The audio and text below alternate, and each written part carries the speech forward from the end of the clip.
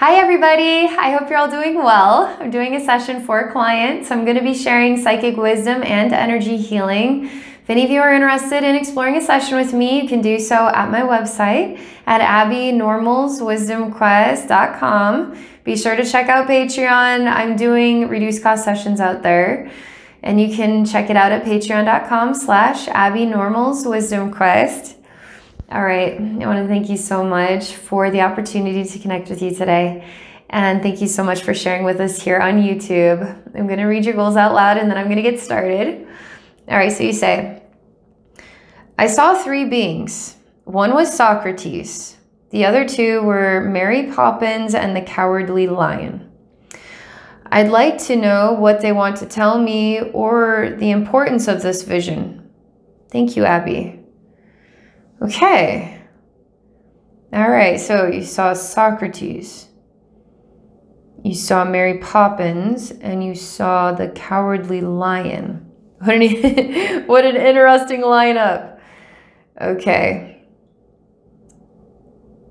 Okay. Yeah. Believe it or not, there's something very vibrationally clean about this. All right, let me relax here and let's see where this goes.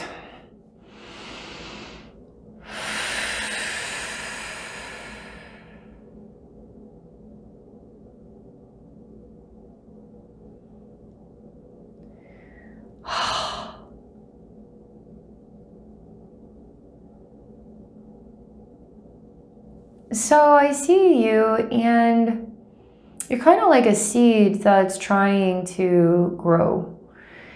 And you're lacking what could be the sunshine and water and fertile soil. But you're still determined to grow even if you don't have these needs met. It's like the cactus that grows in the desert, but they say no, it's like a walnut. It's like a seed that would grow a tree that needs fertile soil, that needs sunlight, that needs water in order to grow properly. And they're showing me that you're lacking these needs, and it's not necessarily a desert we're talking about, because a cactus can grow with very little needs met. A cactus can grow, but you're a seed that is not to grow a cactus. You're more like a walnut, or it's like you're a seed that grows in a forest. And it's not a jungle. It's like a forest, like where Merlin the wizard would live.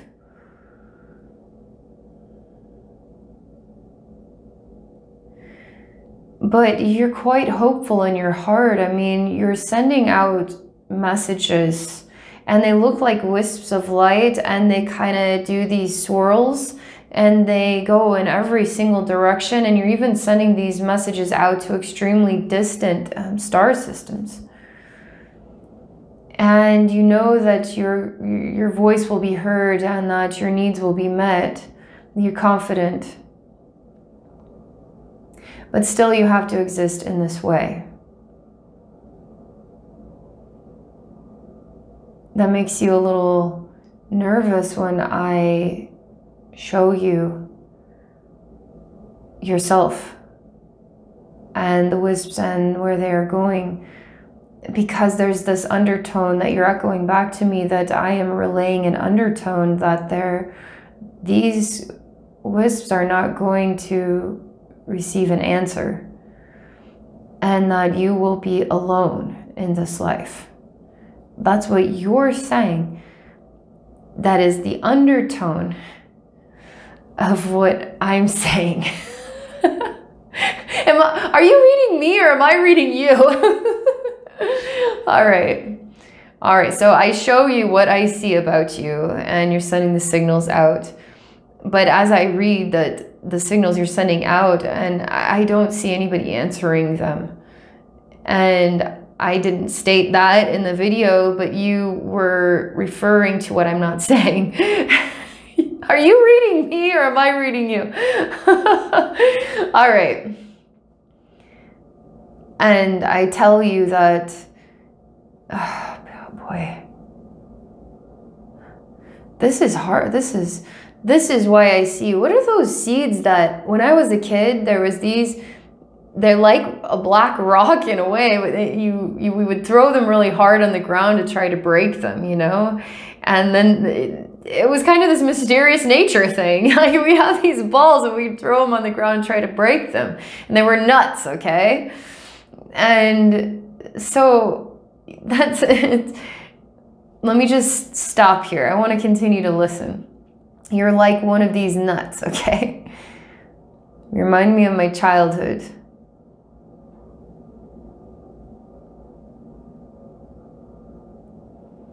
Because I feel your heart is like this nut that I just threw on the sidewalk and broke it.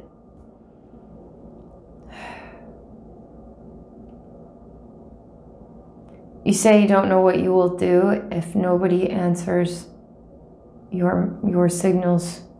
You don't know what you will do.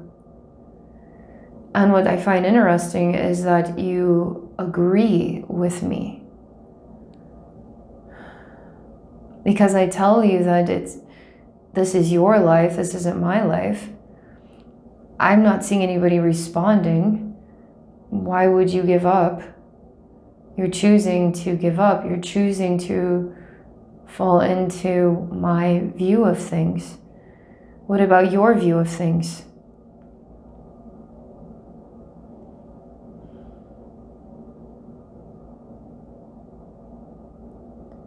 You say that you know inside yourself that this is true.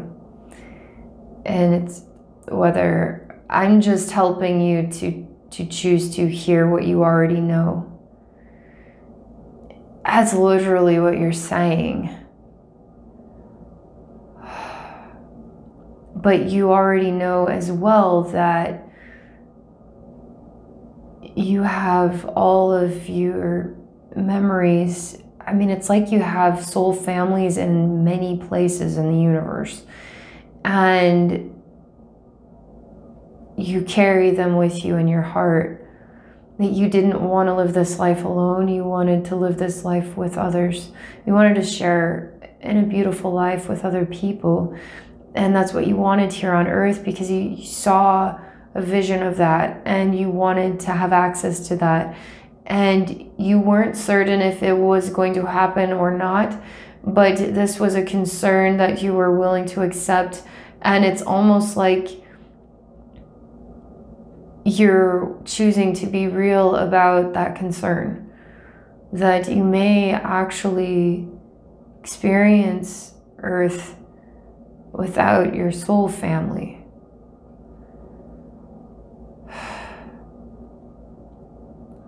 I say, man, this is heavy stuff. I say, what is the sunlight and the water and the soil?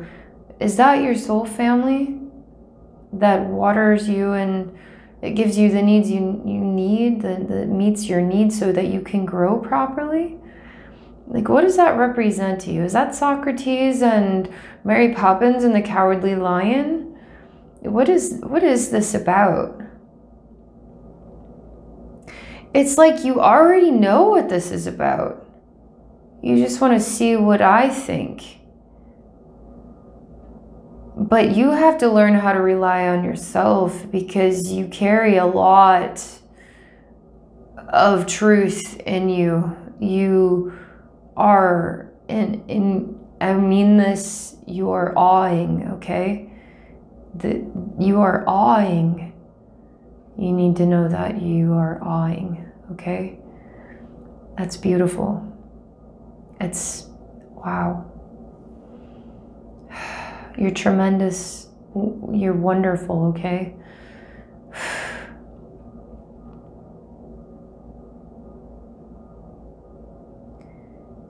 You say, how does anyone grow with loneliness? How does anybody grow with loneliness? And I say, why don't we ask Socrates? Socrates, how do we grow with loneliness? You know what? You're blocking yourself. Because as soon as I asked Socrates, that question. He comes out from behind a shadow you created. You created it. Wait, why did you do it? That tells me that you are distorting a lot of information that's actually there, and even distorting it for me, so I wouldn't be able to interpret it. You didn't even want me to know, to be able to tell you, so that you could think and feel differently. You wanted me to feel that the truth was this. That's why Socrates, that's why you're talking to me. That's why this session, because you need to know that you are absolutely surrounded by incredible sunlight, rain, and fertile soil. Because I see him coming forward, like, adores you. Why? What is your relationship with Socrates? I'm really curious about this. You tell me that he's your teacher. And I ask you what he's teaching you. He says how to live. And I say, Socrates, what are you teaching my client here? What are you teaching? I want to hear from Socrates. I want to see what Socrates says.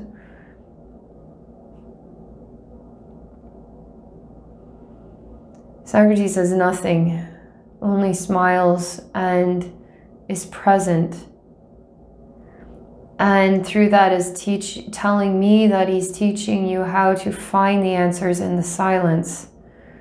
When you choose to be silent with yourself, you will find the answers you seek. He's telling you that sending out these messages to all these places and wanting to have abundance of friendships is actually creating noise in a time when you need silence. And to embrace the silence in your life right now, because it's allowing your inner you to receive a lot of wisdom, okay? And he's wanting you to feel safe with the silence and what could feel like loneliness or disconnect from people, because it's actually building a skill for you, okay? And interestingly enough, I feel like you already knew that. Again, am I reading you or are you reading me? Like, this is quite interesting here. It goes to show what you're capable of, okay?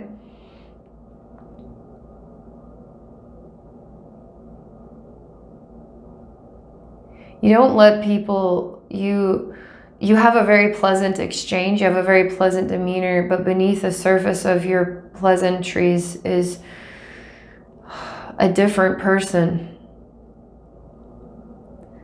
But not exactly. I just feel like your relationship with Socrates could be much closer than you're allowing it to be. That love is a lot closer than you're allowing yourself to feel it is there. You didn't even want me to feel it was there. You were actually overcompensating yourself to distort the answer.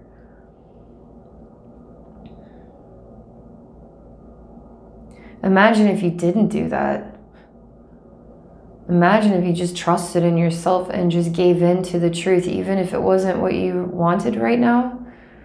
The quiet may not be what you, oh, Mary Poppins is already coming in. She's really like, I'm telling you guys what, fictional characters have real spirit consciousness. Mary Poppins is associated with some consciousness in an infinite universe, and she's really in a hurry, like, we need to be on time. We need to be on time. Like, so she's bustling in here because we need to be on time. And so she says, you know why I'm here. You aren't letting her in either. What you do is you look at her and she speaks very plainly and very direct. She doesn't beat around the bush. And when she says no, she means no. When she says yes, she means yes. When she says do this, she means it. And what she's sharing is something It's guidance that's going to help you grow, that has a strong motherly nature to it, that is telling you it for your own good. And it's something you can count on. It really is for your own good, okay? It's kind of like when she says clean your room, it's because you need to clean your room. And having a clean room is for your own good.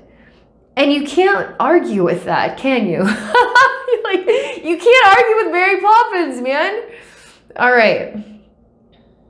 Let's see what she's saying. But this is really hitting you in your heart. And it's capturing breath, and it's a bit dizzying on your mind, because this is long overdue for you, okay? Long overdue.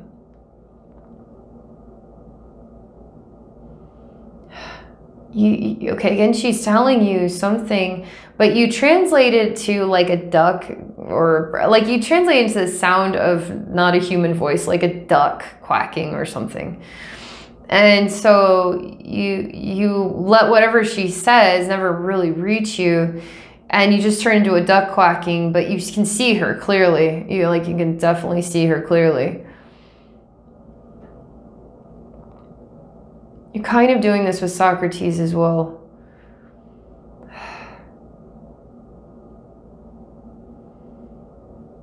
I ask you why you want to do that. Why do you want to turn her voice into a duck quacking? It says, because I'll never meet her standard of approval. It says, when Mary Poppins asks you to make your bed, let's say, she asks you to make it perfectly. But what if I can't make it perfectly the way that she could? And then she'll yell at me. So I'd rather hear a duck quacking than not be able to live up to her standard. A lot of inner child stuff here. Like, I feel a profound voice of your inner child speaking through this image of Mary Poppins, even the tree with the nut, because it brought me back to my childhood. And it kind of brings me back to my childhood too, because I had times when I was completely alone and I was very lonely, and it's very hard to be a kid without friends, you know? And so I feel that this is all Socrates speaking about. The value of being alone is really true, you know? You are learning so much from the sound of silence than you are from the sound of many voices. It's just a different way of growing, you know? I say it is safe to hear what Mary Poppins has to say and let her help guide you on how to make the perfect bed. Like, why can't you live up to Mary Poppins standards? Like, why can't you make the perfect bed? Maybe your idea of her perfect isn't actually correct. Maybe her idea of perfect is not as specific as you think. Maybe it's just pulling the blankets up and placing the pillow politely on top. I mean, why does it have to be all tucked in and wrinkle-free, you know? It says it's more than just this. It's not just, it's like you're trying to expand from making a bed into life complexities, okay? You're kind of saying, I would never be able to, like if we could turn the meaning of Mary Poppins into, let's say, a speech, and a perfect bed, perfectly made bed into a perfectly spoken speech, and that you would never be able to aspire to that. And I say you're really setting the bar low for yourself. You have to begin somewhere, so why not begin with what you can do and perfect it? So Mary Poppins represents perfectionism, and that intimidates you. But we don't live in a perfect world. So why can't you settle for as good as you can do at this time? But you have to put in the elbow grease. And who's going to argue with you when you're doing things like chores and responsibilities Instead of just not do the responsibilities because you'll never be able to do them quite perfectly enough. Why not just do them and be proud that you did something, you know? So Mary Poppins represents perfectionism, and you're intimidated by that. And that is causing you to have a very low self-worth. That's why Socrates is coming forward too, because this is also coming from a place of loneliness. It's starting to develop an influence of self-worth issues here, okay? I mean, this is your inner child. This is all about your inner child. That's why Socrates is representing a power for you. The power of your being with yourself and how that develops wisdom. Mary Poppins represents face that insecurity of doing better. Does that mean it has to be perfect? What is actually perfect? What is the best I can do right now? And then try to do it better next time. Like maybe you can build some skills on how to tweak it. Make it even better next time. You needed to hear this. It's like the standard of living type stuff, you know? All right, let's see what the Cowardly Lion has to say. Oh, I see. Oh, man. Cowardly Lion can't even show up. He's too big of a coward. He can't even show up. He's too big of a coward. I have to ask you the hard question. I have to ask you, are you too big of a coward to show up? Are you the Cowardly Lion? And if you are the Cowardly Lion, are you Mary Poppins? Are you Socrates? You say you don't know what to say about the Cowardly Lion. I say maybe the Cowardly Lion needs advice. Maybe you have wisdom like Socrates to share with the Cowardly Lion. You say I do not. You say you do not have wisdom or support for the Cowardly Lion, apparently. Okay. Well, why do you think the Cowardly Lion is showing up? You don't want to admit it. Something that you could say would be off about yourself. So let me keep watching. I cannot bring forward the Cowardly Lion on my life. I bring forward the image and it disappears instantaneously. Like it just period, never there. Never was there, never will be there. No Cowardly Lion. Because it is so cowardly, it can't even show up. That's vibrationally what it says. So I'm going to go to the small voice. It's the small voice inside. And what is the small voice inside of you telling you? I'm going to listen, and I'm going to see the Cowardly Lion as the small voice inside yourself that you're urged to listen to.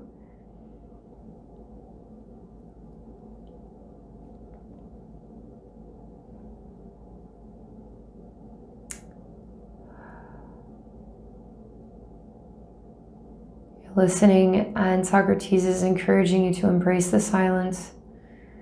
Mary Poppins says, "Spit spot." like it's time now, like spit spot. Like go do it, go listen. Man.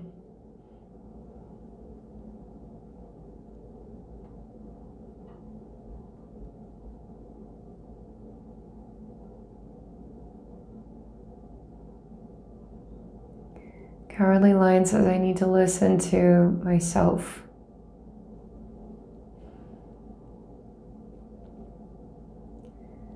And he says, not only do I need to listen to myself, but I need to follow through on what I am saying inside myself. And I have not been doing that.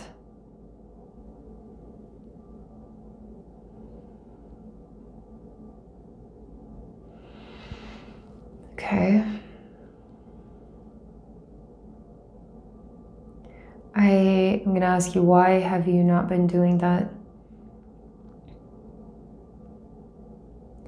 Because I've been bitter for the way I felt like this seed with no sunlight or water or soil.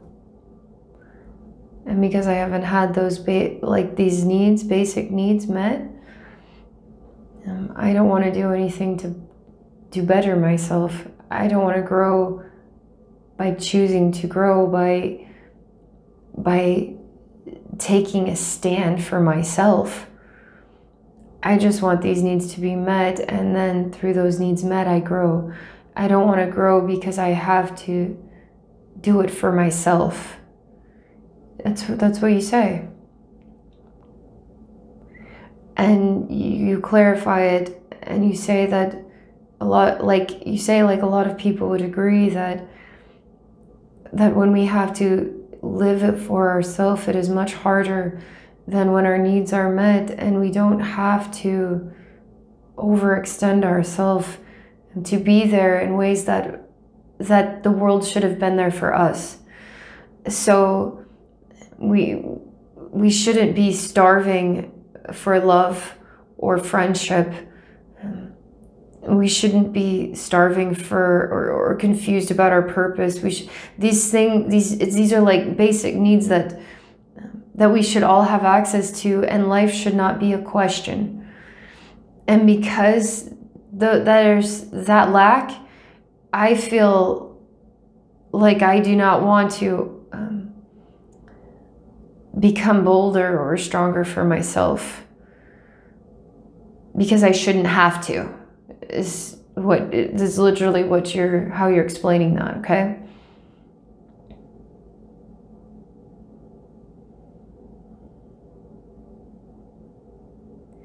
And now I start to hear the cowardly lion is getting louder, and it represents anger that you're not expressing.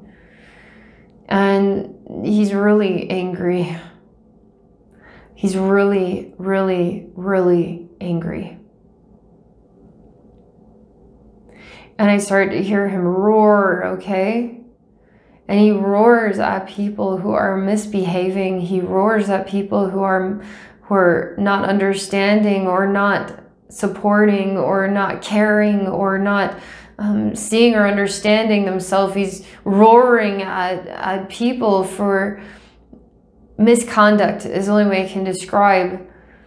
Almost like you're plagued by people who hurt others, and you see it, and you want this to be a good world. It's like you're the dog barking at the sheep to get them in line, like you're roaring at the human race to behave appropriately, to behave correctly, to behave good, so that we all have the sunlight and the water and the soil, so we all can grow without even having to try. And it's a disgrace, or it degrades you. It degrades your soul that the world is like this, that your life is like this.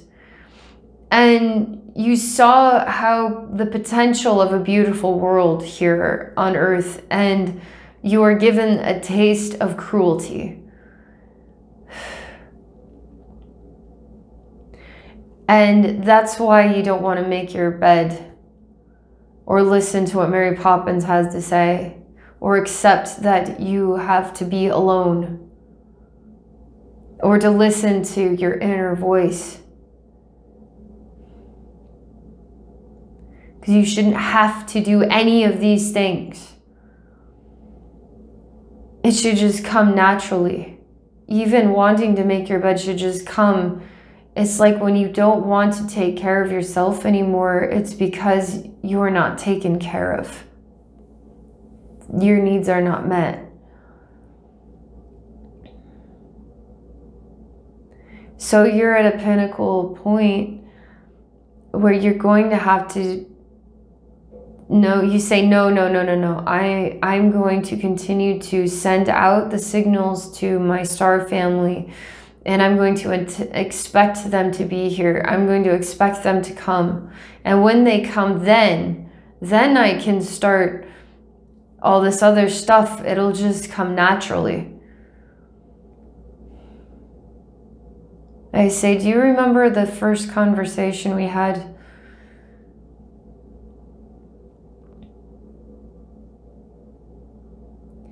You say, yeah,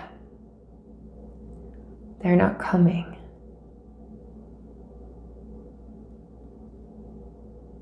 So what are you running away from? Running away from yourself and what you know and your strength.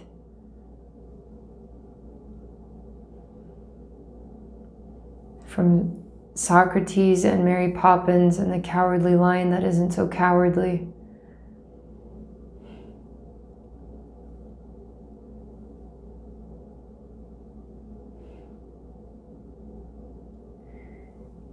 You don't want to accept, you don't want to accept this is the world, that this will be your reality. You're still holding out hope that it's not going to stay like this. I say that in the meantime, what are you going to do in the meantime? Linger and wait or live? Isn't that what you said Socrates was teaching you?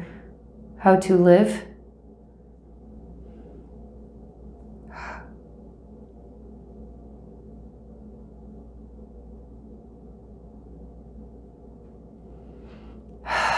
You actually look at Socrates for a long time without saying anything. And then you look at Mary Poppins.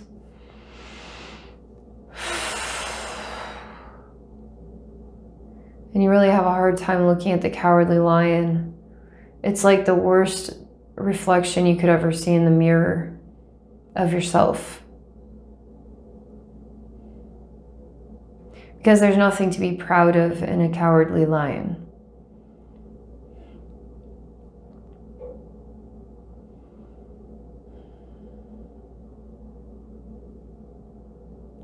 I encourage you to do it, to love the cowardly lion within you.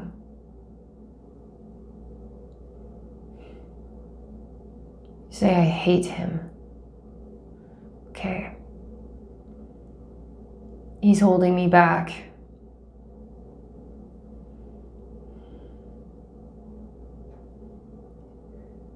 I say, do not fight him. Do not kill him. Do not try to destroy him. You will only go down a drain, and you will never be able to get rid of him. You only become sick. That's why you must hug him and hold him.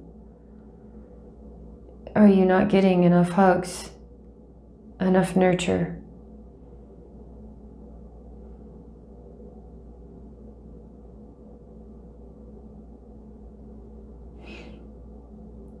You see you cry and say, I don't want to be the only one that could love myself, that could love him.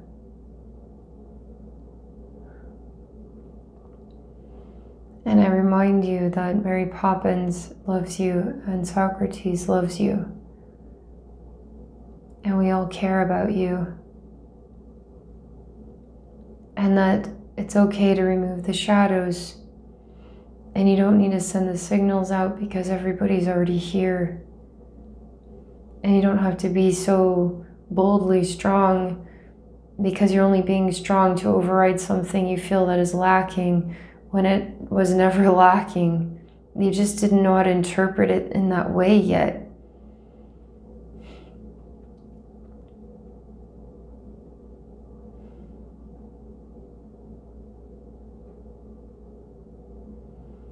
You're starting to let your guard down, almost like you got stung by like a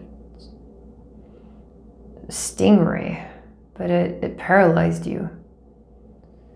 And as I feel you're letting your guard down, your muscles, I feel them relaxing. And there's a weird stinky energy that's starting to dissipate. And it smells like a stinky foot. That's what it smells like.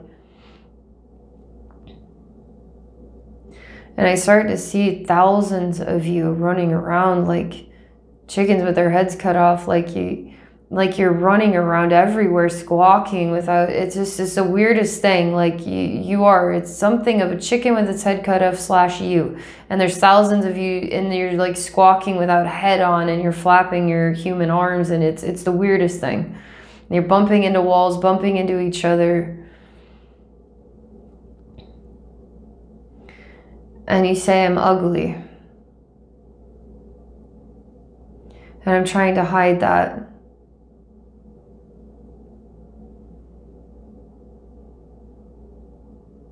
I don't want to see myself like this.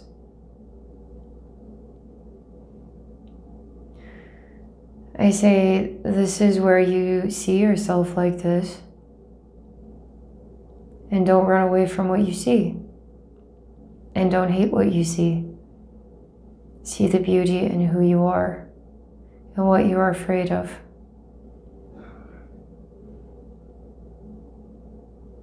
You have a huge vomit out your stomach, out your heart, out your throat.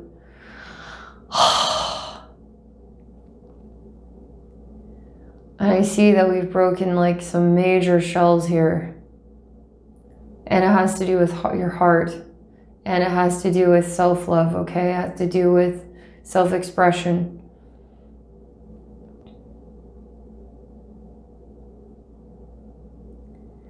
And I see that you're starting to feel more the power of the meaning of Mary Poppins in a beautiful way, who represents what is like a mother or caretaker that you can trust, that is actually there with your best interest at heart, that is guiding you.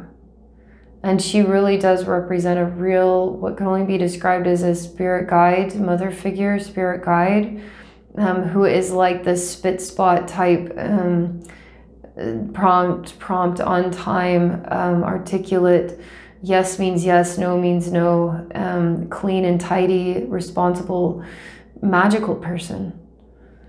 And so you really have a spirit guide that is representing her. And I don't feel that you're a cowardly lion at all. I feel like you are a very strong lion.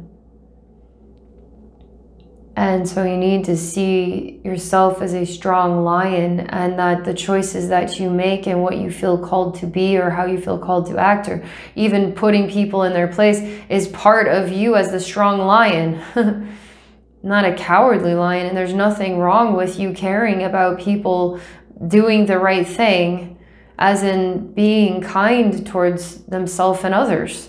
It's very basic golden rule stuff, right? And it really does create a clean and happy world, like Mary Poppins.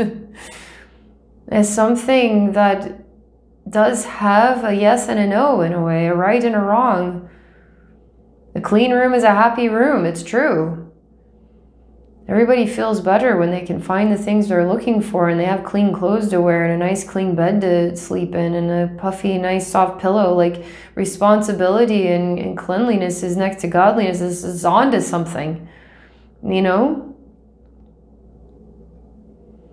We're looking here at Socrates, and I just realized I'm in the dark. All right.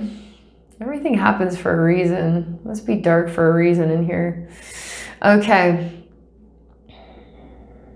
I'm looking at Socrates.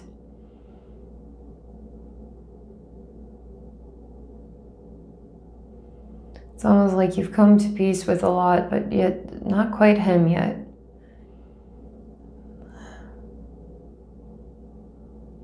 You say that you're meant to, in a way, represent a mind, a wise mind that isn't necessarily meant to be out. It's like meant to be memorable, and in a way a bit withdrawn or behind the scenes, although not. It's like you're sharing this identity concept with me. And I say, don't hold yourself to one identity. What if we merge Socrates and Mary Poppins and a lion together in their most balanced expressions, and then what do we get? He says, well, Mary Poppins isn't necessarily somebody who draws, it's like she's not meant to be like leading millions of people. She finds a family she wants to impact, and then she does that. And she's extraordinary in what she represents and how she impacts people. And Socrates, it's like, I try to set Socrates as like the leader of an army of 1,000,000 or something. It's just, he's meant to be a gentleman with perspective, and meant to be influential, but not meant to be extremely loud. Even the lion, the cowardly lion from the Wizard of Oz, wasn't necessarily trying to be more than just a guy, a lion guy, you know? Say, well, can you embrace yourself for just choosing to just be a regular guy? Or do you want to make a huge impact, have a louder voice? You need to think about this. You say you're right. I can be anybody I want to be. Like you're saying very wisely, right now, this is what's coming to me. Socrates, Mary Poppins, Cowardly Lion. But that doesn't mean that's for all time. Like, I can be different next year, or 5 years from now. I could be some other arrangement of expressions. You seem a lot brighter. You seem a lot more at peace and breathable and genuinely balanced in yourself, way better than you were. You seem like you have some deep contemplations to be had, okay? Pretty cool stuff, my goodness. Right up my alley. Socrates, Mary Poppins, Cowardly Lion. I love that. Okay. Well, I thank you so much for this. Thank you so much for sharing. Everybody watching, thank you so much for watching, for all your love and support of my clients. And I wish you all a very beautiful rest of your day.